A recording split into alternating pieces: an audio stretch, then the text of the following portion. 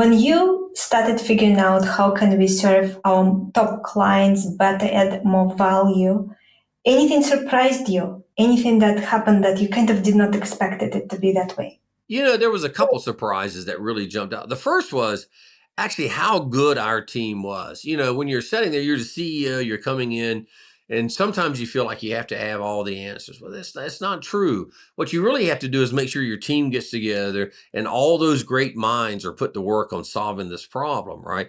And that comes back to one, asking the right questions, and two, listening to the answer. So it was amazing how close and how right the people were who were dealing with the customers every day. The ones out there talking to the customers, walking those factory floors, knew what the problems were, right? But it had not been heard. That information had not bubbled up in a way that we could do something about it.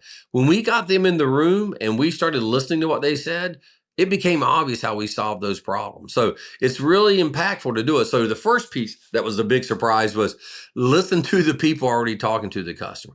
The second one, which is equally important, actually go talk to your customers. Go take yourself out there, go spend some time, not to sell them, not to convince them that they're wrong or that you're right, but what a problem are they solving and how can you be a part of that?